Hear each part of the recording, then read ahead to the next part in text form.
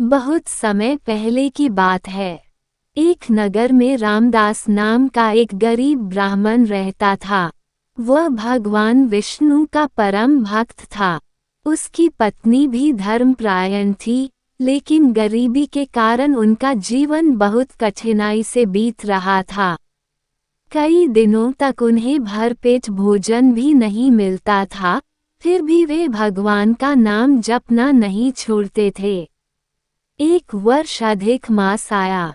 इस मास को भगवान विष्णु का प्रिय पुरुषोत्तम मास कहा जाता है। नगर में एक संत आए और उन्होंने लोगों को अधिक मास की महिमा सुनाई। संत ने बताया कि जो व्यक्ति अधिक मास की 11 एकादशी का व्रत करता है, भगवान विष्णु उसकी सभी मनोकामनाएं पूर्ण करते हैं और उसके जीवन के कष्ट दूर होते हैं। रामदास और उसकी पत्नी ने ये कथा सुनी। उन्होंने निश्चय किया कि चाहे कितनी भी कठिनाई आए, वे अधिक मास की 11 का व्रत अवश्य करेंगे। 11 के दिन दोनों प्रातःकाल उठे, स्नान किया और घर में भगवान विष्णु की प्रतिमा के सामने दीपक जलाया।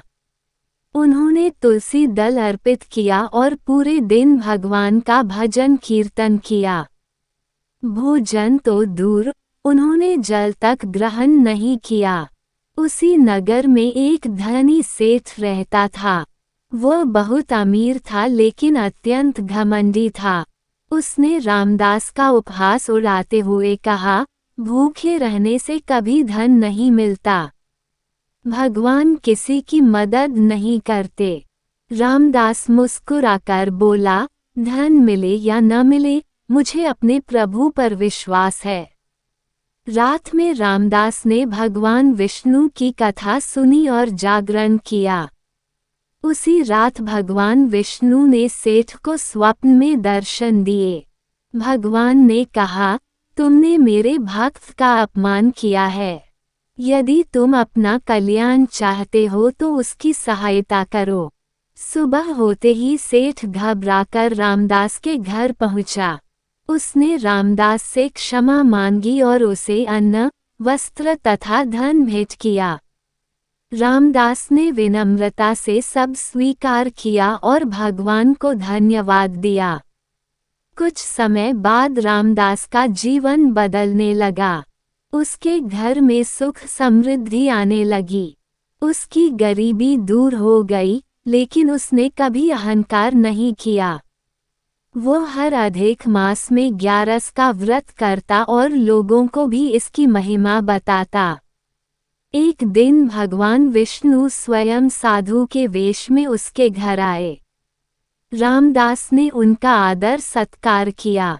प्रसन्न होकर भगवान ने अपना दिव्य स्वरूप दिखाया और कहा, हे भक्त, तुमने श्रद्धा और विश्वास के साथ अधिक मास की 11 का व्रत किया है। मैं तुमसे अत्यंत प्रसन्न हूँ। इस जन्म में तुम्हें सुख और अंत समय में मेरे धाम की प्राप्ति होगी। भगवान के आशीर्वाद से रामदास का जीवन सफल हो गया। नगर के लोगों ने भी अधिक मास की 11 का व्रत करना शुरू कर दिया और सभी के जीवन में सुख शांति आने लगी। कथा का संदेश। अधिक मास की 11 भगवान विष्णु को अत्यंत प्रिय है। इस दिन श्रद्धा से व्रत, पूजा, जप और दान करने से पुण्य की प्राप्ति होती है। भगवान अपने सच्चे भक्तों की रक्षा अवश्य करते हैं। व्रत का फल केवल धन नहीं, बल्कि मन की शांति, सुख और मोक्ष भी है। बोलिए पुरुषोत्तम भगवान विष्णु जी की जय। श्री हरि विष्णु भगवान की जय।